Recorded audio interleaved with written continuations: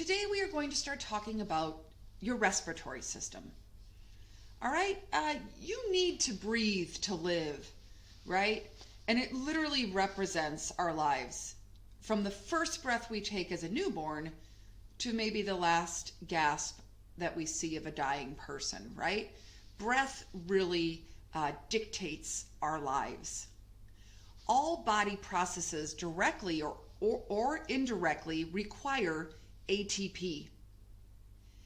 And ATP is the synthesis that requires oxygen and produces carbon dioxide. It drives the need to breathe, where we take in oxygen and we expel carbon dioxide. So the respiratory system consists of a system of tubes that delivers air to our lungs. Oxygen diffuses into the blood and carbon dioxide diffuses out, and that is what we exhale. The respiratory and cardiovascular systems work together to deliver oxygen to our tissues and to remove carbon dioxide. Together they are called the cardiopulmonary system. And disorders of your lungs directly affect your heart and vice versa, because they are so closely connected. The respiratory system and the urinary system collaborate to regulate the body's acid/base balance. So the respiratory system basically does not work alone, and it plays a large part in many other systems. So respiration has three meanings. First, it is the ventilation of the lungs, which we refer to as breathing. It is the exchange of gases between the air and blood, and between blood and tissue fluid. And it is the use of oxygen in cellular metabolism.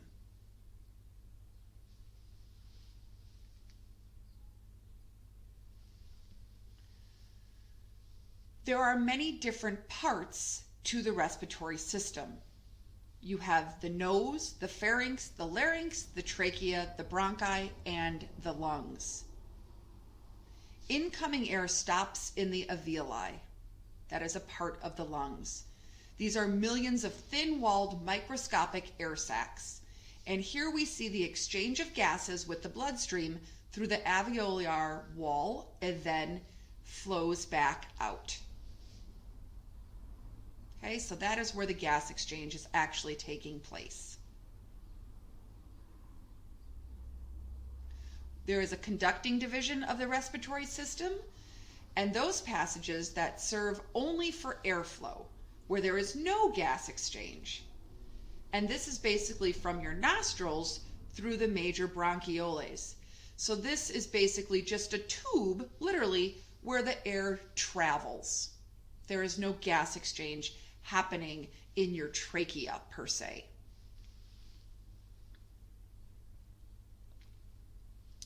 So, there are basically two parts to the respiratory tract. There is what we call the upper and the lower. And the upper is basically the nose through the larynx, which is your head and your neck. And then the lower is the trachea through the lungs. And this is the area in your thorax.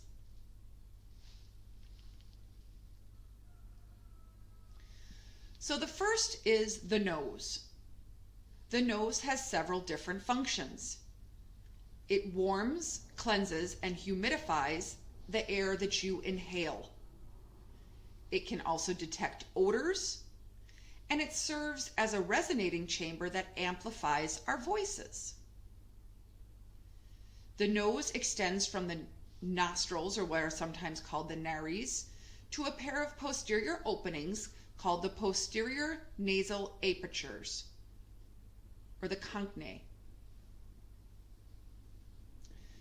The facial part is shaped by bone and hyaline cartilage. The superior half are the nasal bones and maxillae, and the inferior half, lateral and alar cartilages.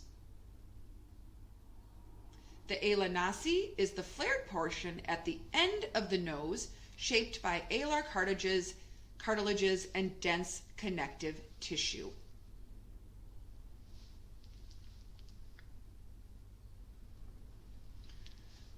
The nasal fossae are the right and left halves of the nasal cavity. You have what's called a nasal septum, and this divides the nasal cavity. It is composed of bone and hyaline cartilage, and the vomer forms the inferior part. The superior part is formed by the perpendicular plate and the ethmoid bone. And you have septal cartilage that forms the anterior part. There is also a roof and a floor of the nasal cavity.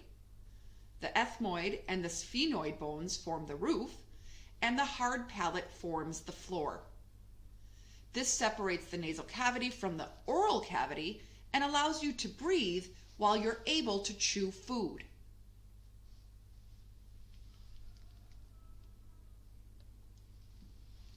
The nose contains what's called a vestibule, and this is the beginning of the nasal cavity and is a small dilated chamber just inside the nostrils. It is lined with stratified squamous epithelium, and the vibrissae are stiff guard hairs that block insects and other debris from entering our nose. It's one of the first lines of defenses against the outside world, right?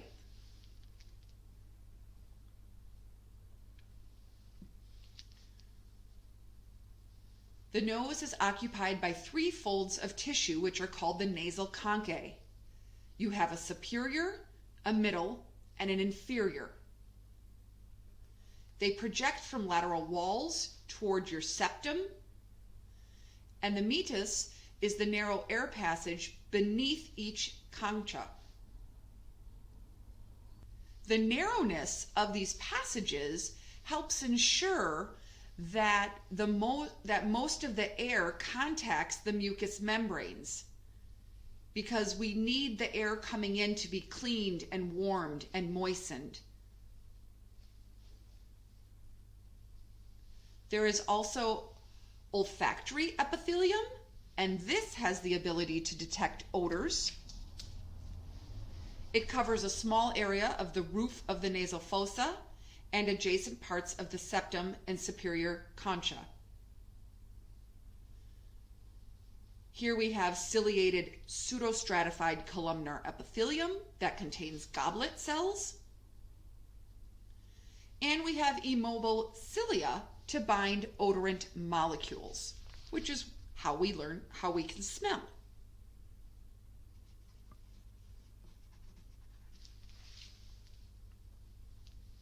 Next, we have the pharynx, commonly known as the throat.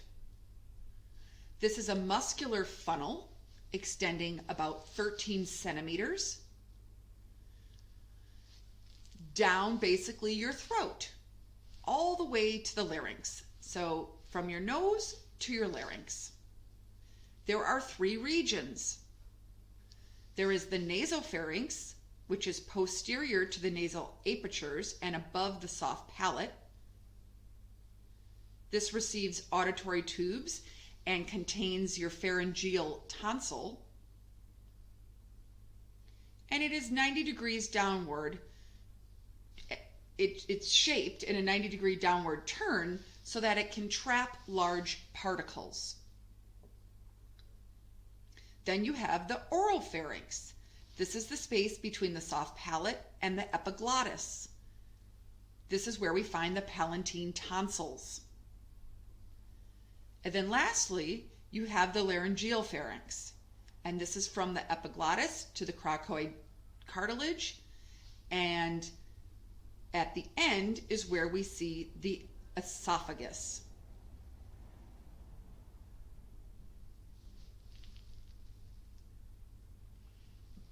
The nasopharynx passes only air and is lined by pseudostratified columnar epithelium. The oropharynx and laryngopharynx pass air, food, and drink and are lined by stratified squamous epithelium.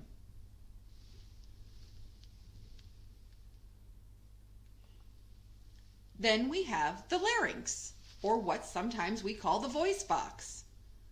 This is a cartilaginous chamber that's about 4 centimeters long. Its primary function is to keep food and drink out of the airway. It has evolved to also have the role of phonation, which is the production of sound. Hence why we call it the voice box. The epiglottis is a flap of tissue that guards the superior opening of the larynx.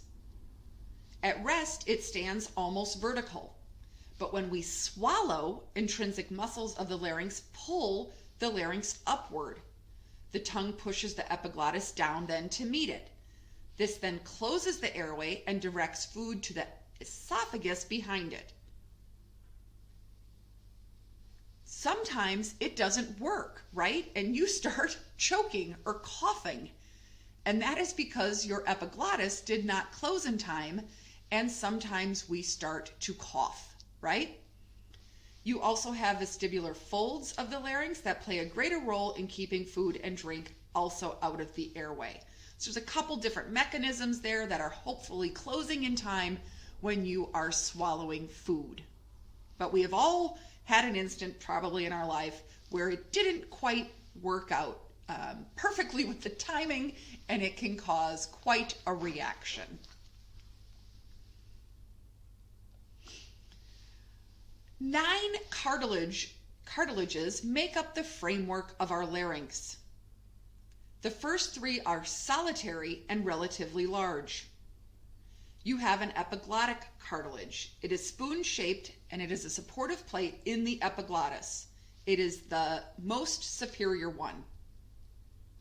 You then have a thyroid cartilage, which is the largest, and it is the laryngeal prominence, or sometimes it's called the Adam's apple. You can kind of see it in some people's necks. And it is usually larger in males due to it being stimulated, the growth, by testosterone. Then we have the cricoid cartilage, and this connects the larynx to the trachea, and it is ring-like.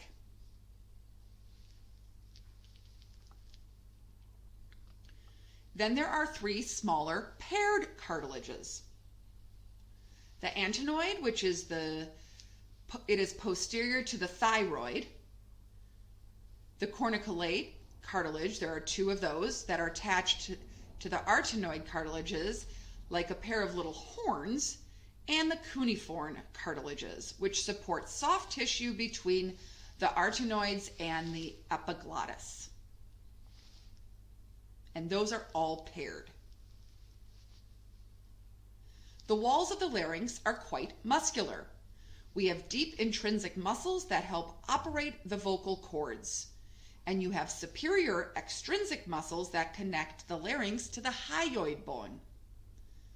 This elevates the larynx during swallowing, and it is considered the infrahyoid group, the muscles with the hyoid bone.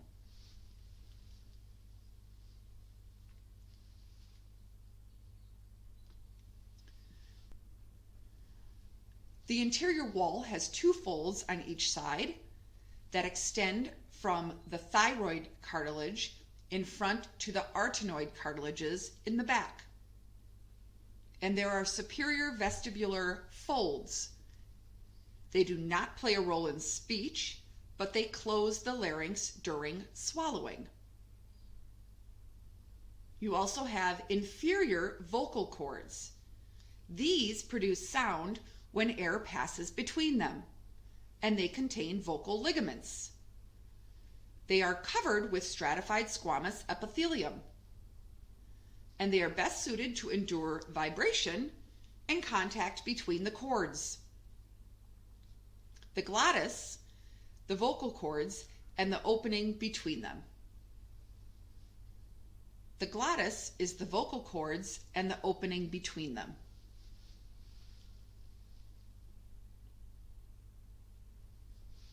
There are also some intrinsic muscles that control the vocal cords. These pull on the corniculiate and the arytenoid cartilages, and they then cause the cartilages to pivot. They can abduct or adduct vocal cords depending on the direction of rotation. This then causes the air forced between them to vibrate, producing high-pitched sounds when the cords are taut, or lower-pitched sounds when the cords are more slack. This is how we get different variations in our voice, in our tone, in our inflection.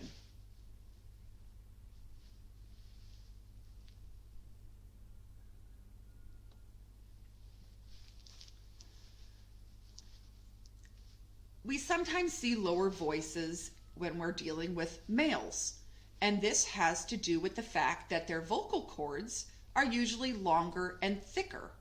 Therefore, they vibrate more slowly and produce a lower pitched sound. Loudness is determined by the force of air passing between the vocal cords. The vocal cords produce crude sounds that are formed into words by actions of the pharynx, oral cavity, tongue, and lips.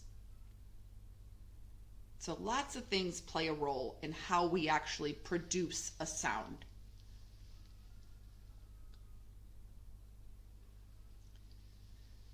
And that brings us to the end of the first introduction respiratory lecture on the upper respiratory system.